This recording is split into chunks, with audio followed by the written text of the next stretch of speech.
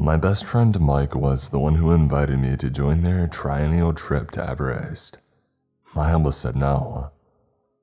For one, I didn't have $50,000 to blow on a guided expedition, a climbing permit and gear. For another, I'm not that kind of guy.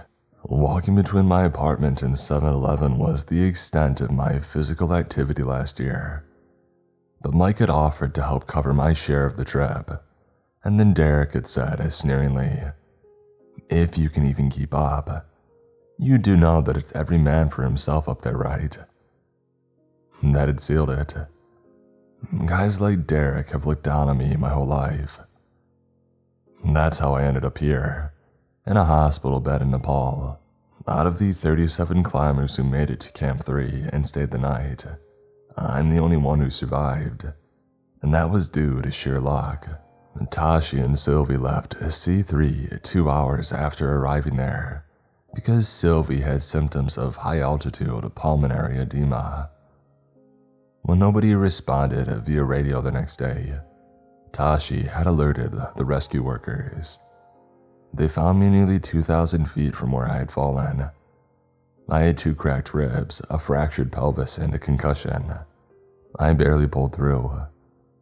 Everybody thinks that an avalanche swept the other climbers away. I'm here to tell you the truth about what had happened on Everest. It's not the avalanches, crevices, or falling ice you need to fear. I slowly and carefully edged onto the first of the 3 ladders the Sherpas had set out over the crevice. And this was our 3rd rotation through the Kumbi icefall, a river of ice strewn with towering ice seracs in deep crevices. If the weather permitted us, we would spend tonight at Camp 2, C2, tomorrow night at C3, 5 hours overnight at C4, and then push for the summit. And Mike was 20 feet ahead of me, and Derek had passed us 10 minutes ago, along with Jack and Sylvie, our head guide and junior guide respectively. Jack insisted that we stay close together so that he could supervise us. I tried not to dwell on the fact that I was slowing our whole team down. Everyone besides me had high-altitude experience, even if it was just summiting Kilimanjaro. Just then, a gust of wind sent the ladder swaying beneath me, and my right crampon nearly slipped. Even though I was clipped to the safety rope, I pictured myself falling, my body repeatedly smashing against the icy walls of the crevice, until I landed in a broken heap at the bottom. "Go back to base camp," suggested a craven inner voice. "Better yet, go back to the airport and get the heck out of here." Unable to help myself, I darted a look downwards and caught a flash of movement. Something large and pale clung to the sheer icy walls of the crevice, right below our ladder. As though it felt my eyes on it, it rapidly scuttled out of sight. What the actual heck? It had almost looked like, well, like a person. "You alright, Theo?" I flinched and nearly fell after all. And that was Tashi, one of the 2 climbing Sherpas on our team. Tashi had hung back to track our progress and help us navigate the icefall. While the rest of us struggled to breathe, the Sherpas remained unaffected by the altitude. They were the true heroes of Everest, the ones who navigated the safest and most direct routes. They fixed the ropes and even more. Many of the Sherpas also had legends about Everest, which they called Koma Lungma. They believed that the Buddhist goddess Myuuji resided at its summit. A handful of Sherpas even claimed that hungry ghosts haunted the mountain, ghosts that had never been human. Others mentioned the disappearances of climbers whose bodies had never been found. In fact, it had been difficult to find Sherpa guides for our expedition this month. And Derek wasn't the type of guy who took no for an answer though, not when he could throw a crap ton of money at the problem. "Hey Theo, do you need to head back down?" I realized that I had frozen in place for the past couple of minutes. "I'm fine." No way was I going to back out over something I thought I saw, like Derek would ever let me live it down. I forced myself to relax my white-knuckled grip on the ropes and took a cautious step forward, then another and another. My heart still thundered wildly in my chest, but I knew I could make it to the summit. Probably, maybe, one thing at a time, Theo. C2 was located at the foot of Lot's Face. Everest dominated the skyline, punching straight up through the air and crowding out her neighboring peaks. By the time that we reached C2, I was more than ready to collapse. If my tent hadn't already been set up for me, I would have dropped to the ground and refused to move. I beelined towards it, past the 80 or so other tents at C2, crawled into my sleeping bag, and I passed out. An odd rustling noise woke me up in the dead of the night. At first, I assumed that I had imagined it. The roar of the wind, so much like the roar of the surf, providing a relaxing soundtrack. And I nearly fell back asleep when the sound had repeated itself, louder this time. I fumbled for my headlamp. Multiple people stood outside my tent, pushing at it from all sides. I could see the shapes of their hands deforming the nylon fabric. Fear clawed up my throat, and it took a solid minute for me to realize that it had been Derek messing with me. And Derek and his friends from the New Zealand team. Ever since the trip had started, he had made one snide joke after another about my lack of high-altitude experience. Infuriated, I tried to surge to my feet, forgetting that I was still partially zipped into my sleeping bag. By the time that I managed to leave my tent, everybody else had vanished. I glared out at the empty expanse of snow and I yelled, "You guys are complete idiots." As I turned around to go back inside, something struck me as strange about the ground beneath my tent, but I was too eager to get warm again to dwell on it. Not for the first time, I wondered why Mike even hung out with Derek. Mike was a quiet, thoughtful guy embarrassed about his wealth, and Derek was a trust fund dude bro who always had to one-up you. Now let it go, I told myself. In 3 days, you'll be standing at the top of Everest. And I did manage to let it go, at least until I saw Derek sitting in our mess tent. Jack had woken us up before sunrise again, and thanks to Derek's juvenile prank, I got less than 3 hours of sleep. I marched over to his table. "Why'd you mess with my tent last night?" Derek raised his eyebrows. "What are you talking about? Last night you messed with my tent." No, I didn't." He leaned forward and gave me a sunny smile full of teeth. "Maybe you should head back to base camp, go get checked out by Angela." Angela was our base camp manager and doctor. Before we had set out on our first rotation, she had given us a long lecture about the warning signs of hap and taste, and she had also mentioned the possibility of experiencing high-altitude psychosis. But I hadn't hallucinated what had happened last night. Anyway, I knew why Derek was making the suggestion, and it wasn't out of concern for my well-being. He just didn't want me slowing them down. "Forget it," I said through gritted teeth, leaving the tent. His laughter chased me out, and I nearly walked right into Sylvie. She deftly swept around me at the last second. "Sorry," I muttered, knowing that the tips of my ears were turning a bright red. Sylvie somehow looked even more beautiful up here than she had at base camp. I wasn't the only one who had noticed her. Derek had spent the first 2 weeks of our trip bragging to her about summiting Cho Oyu and Denali, despite her obvious disinterest. "Jack said it's time for us to climb up," she said, unperturbed, and gathered everybody else up. Jack began to review what to do if the valves on our oxygen canisters iced over, or if our oxygen pipes were knocked loose.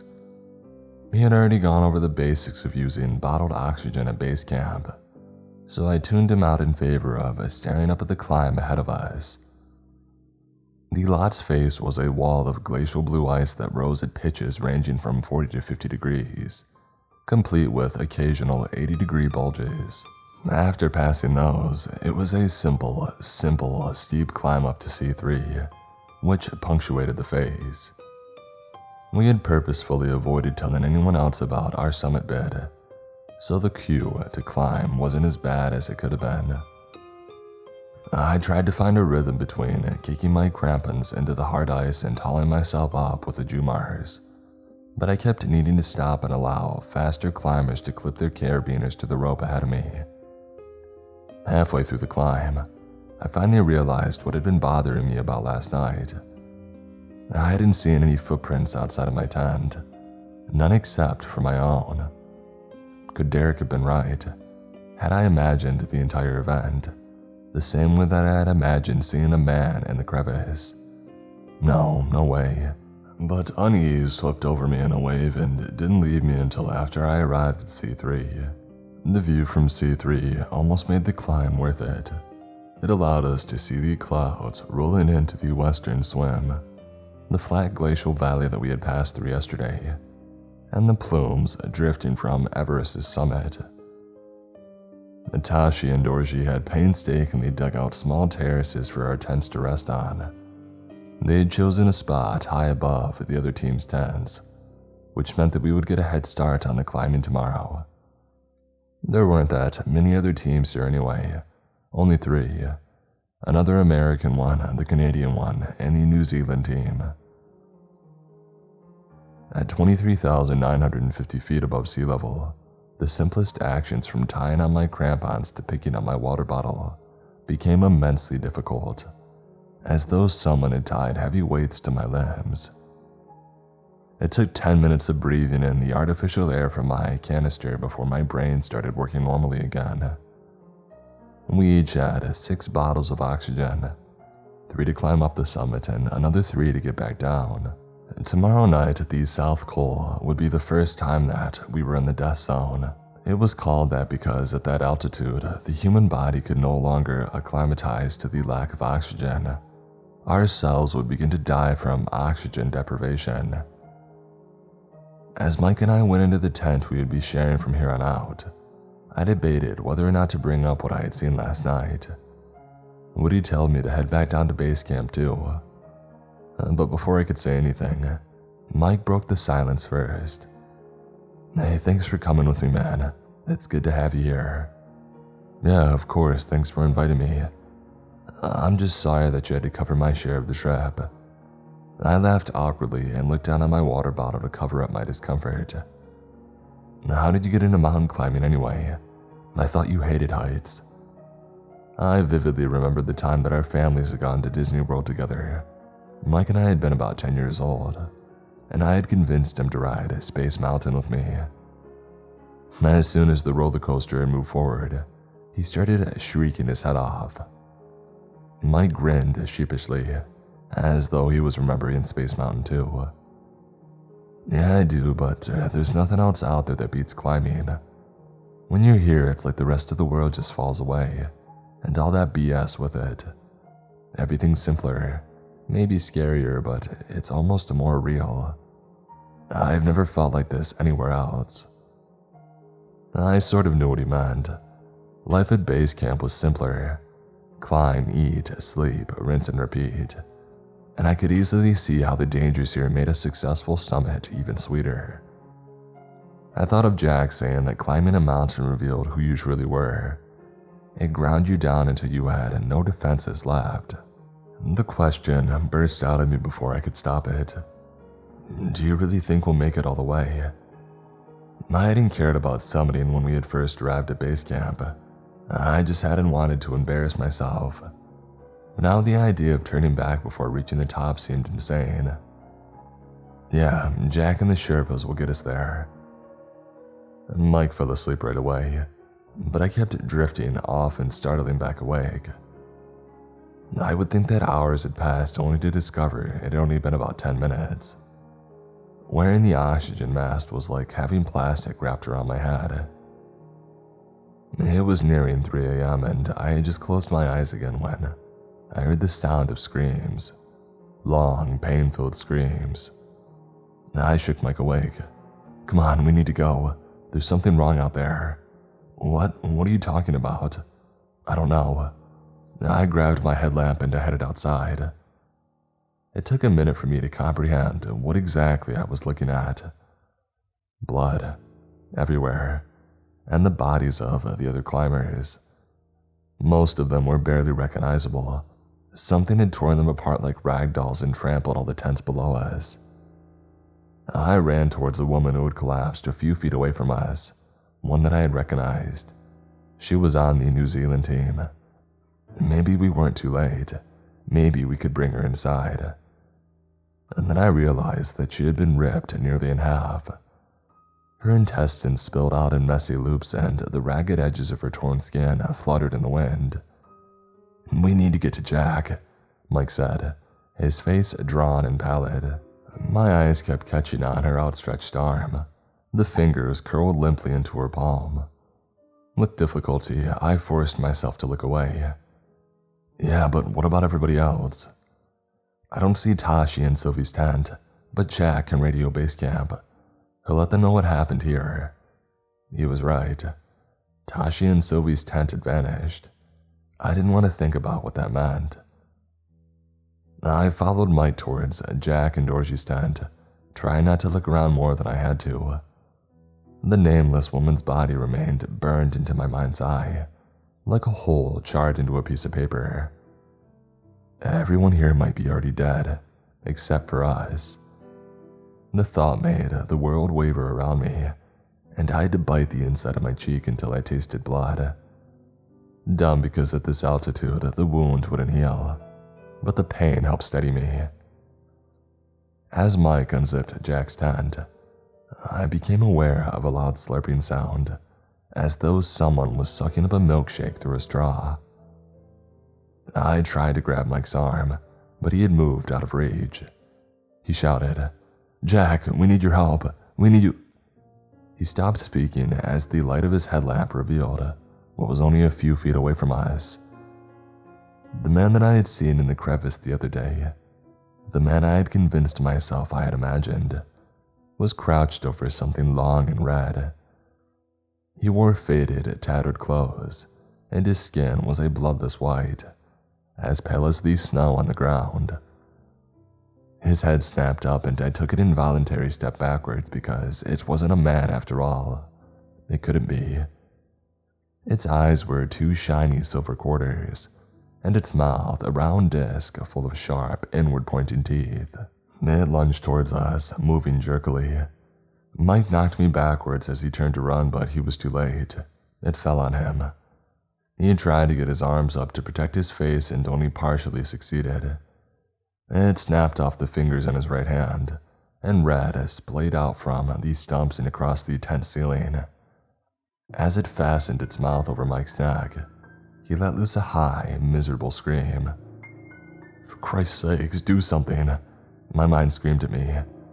I dropped to all fours to search through the jumble of objects in the tent. Mike's screams cut off right as I found the ice axe half buried under Jack's torn sleeping bag.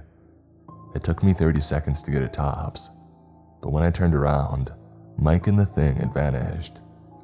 A thick trail of red had led me to where the back of the tent had been ripped open.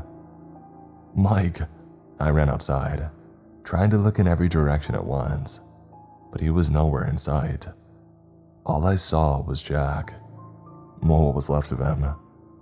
His lower jaw was missing, and his half-severed tongue was nestled in the hollow of his throat, still connected by the barest thin strap of muscle.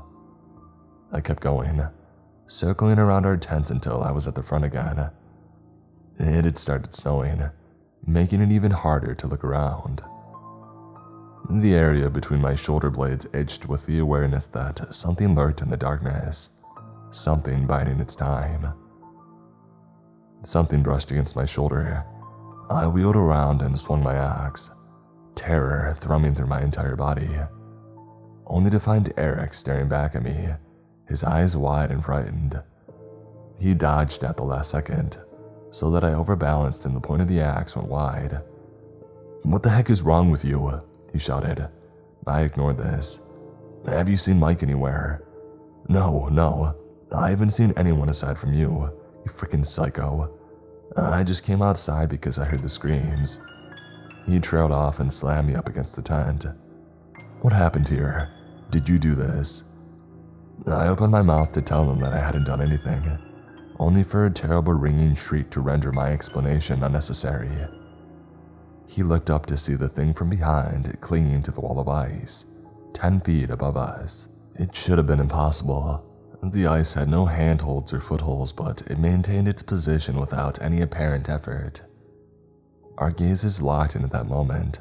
I had no doubt that it was seeing me, really seeing me.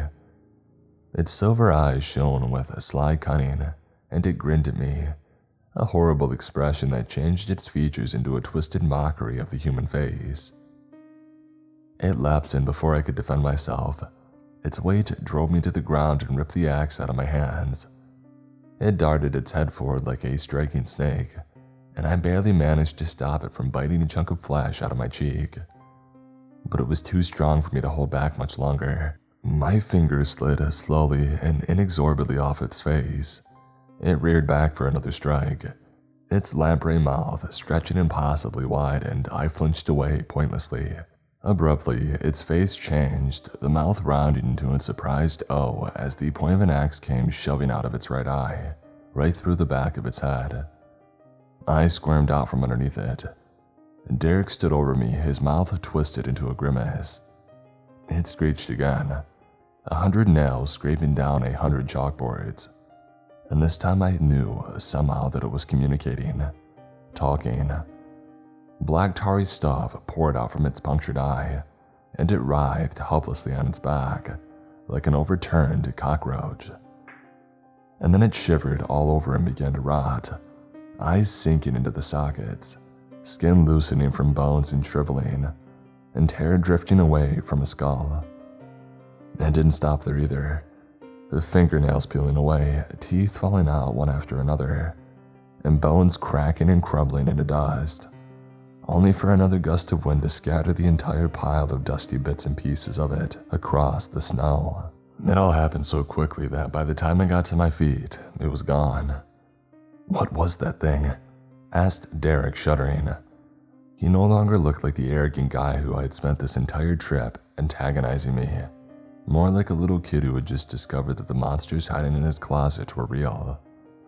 "No idea, but we need to get out of here now." I thought briefly of Mike, who might still be alive, only I knew better. No one could have lost the amount of blood he had and still survive, at least not without receiving immediate medical attention. And do you want to know the worst thing about it? My brain accepted the fact that he was dead, that I had just lost my best friend of over 12 years, and it went on coldly calculating my odds of surviving long enough to get back down to base camp. As if to emphasize my words, a chorus of unholy screeches echoed through the night. We exchanged a wordless look and ran for it. I sprinted past the nameless woman on my right. One of her eyelids had popped open, while the other one was still gummed shut so that she seemed to be giving us a cynical wink. You can run, but it won't help. If I had thought that the climb was difficult before, it was nothing compared to when my life was on the line. My entire world narrowed down by kicking my crampons into the hard blue ice and clinging onto the face as the wind tried to pry me loose. I hadn't had time to clip myself into the fixed rope. If I fell, it wouldn't be a soft, gentle landing. I would fall more than 5,000 feet, and God only knew where I would end up. Derek had outpaced me, but he had started cursing under his breath. Rocks clattered down the slope. "Go back up," he screamed. "Go up." I glanced down. Silver pinpricks of light glowed in the darkness, rapidly approaching us. There were more of those things, maybe 6 or 8, and they were all headed straight towards us. They easily scudded over the steep icy bulges of the face, spreading out in line to prevent us from climbing past them. The only way for us to go was up, into the death zone. The angle of the slope above C3 was steep, much steeper than I had anticipated. Despite pushing myself to climb as quickly as I could, my calves trembled with fatigue. My breath kept coming short and my head ached from fatigue. Derek was right on my heels, harshly gasping for air. The closer those things got to us, the more clearly we heard the strange, guttural shrieks and the hisses that comprised their language. They were only 10 feet behind us now. My stomach tightened with dread, and I waited for a claw-tipped hand to close around my ankle in an iron grip. Nothing happened. They should have caught up to us already, but they were pacing themselves, falling back, allowing us to continue climbing. But why? I found the answer in their grinning, bloodthirsty faces. Because there was no way out. Even if we climbed the 6 hours that it took us to reach the South Pole, and managed to stay ahead of them the whole time, all the way up to the summit, then what? What would we do at the summit, with nowhere else to climb? What could we do? "We can't keep climbing up," I shouted to Derek. I started scrambling sideways, away from the established route, and doing so meant risking falling into a crevice. But a swift death was better than being ripped apart from limb to limb. Additional shrieks rang through the night, and I knew without a doubt that they had changed course to follow us. The slope eventually leveled out, and we stumbled over an ankle-breaking mixture of snow, ice, and rock. Derek in the lead, stinging sweat dripped into my eyes, and the world turned blurry as my body struggled to cope with the lack of oxygen. I spotted an outcropping of large boulders ahead. Maybe we could throw ourselves behind them. Maybe. Suddenly, one of them scrambled forward on all fours to block our path. The other 5 surrounded us in a loose circle. From the back, they looked like normal men and women, but the illusion fell away entirely once they faced you. They all had the same unnatural silver eyes and lamprey mouths, the same malicious expressions on their faces. I turned to Derek. He had a spare ice axe in his hands. I gestured towards it, but instead of giving one back to me, he backed away and shook his head. He didn't even have to say it aloud. "It's every man for himself up here." It had been his constant refrain since our trip had started, and I didn't have any time to convince him. They began to dart forward one at a time, playing with us. Without a weapon, I couldn't do much other than attempt to dodge them and fail. One of them feinted towards the left and then swung around to strike me in the throat. I fell over with a panicked cry. When I tentatively touched my throat, I felt a loose flap of skin hanging down nearly to my chest. I staggered back up just in time to see Derek swing on both of his axes at another one. It darted underneath as smoothly as though they had rehearsed this move 1,000 times, and caught the head of the axe without even trying. Its other arm whipped out, lightning fast, and clawed open his stomach. Derek screamed and collapsed. Both arms crossed over himself protectively. The circle around us tightened, and finally I understood that I was going to die here. We were both going to die here. I tried to steel myself as they advanced on us, their eyes alight with bloodlust. There was a loud whomp from high above us. The things paused, their expressions suddenly turning wary. My oxygen-deprived brain didn't understand what was happening at first, not until the snow began to shift under my feet. I staggered over to Derek and tried to yank him up. He was lying face down, and his own red had soaked into the snow beneath him. I had just enough time to say his name before a massive wave of snow flung us forward. I tumbled head over heels, no longer able to tell which way was up or down, as the snowy ground and star-strewn sky became an incomprehensible blur. I barely managed to keep my hold on Derek as the snow carried us down the slope. Something sharp and hard abruptly arrested our fall, slamming into my right side with painful force. A boulder. Derek's body pinned me against it, trapping me in place. I screamed, which made my side hurt even more, and I had to bite my lip to stop the whimpers that wanted to escape from my throat. The whole ordeal only lasted about 40 seconds, but the snow had buried us in those other things deep within its grasp. Everything was pitch black. How far from the surface were we? 6 inches or 6 feet, I didn't know, and it hurt to breathe. I had to act before it was too late. before the ice settled and prevented all further movement. I knocked the snow away from our noses and mouths to create an air pocket. I had to be grateful for the boulder now because it had probably prevented us from being buried even deeper. But how long would our air supply last? And time lost all meaning. Minutes, maybe even hours crawled by. I tried to stay calm because panicking would only waste our limited air supply.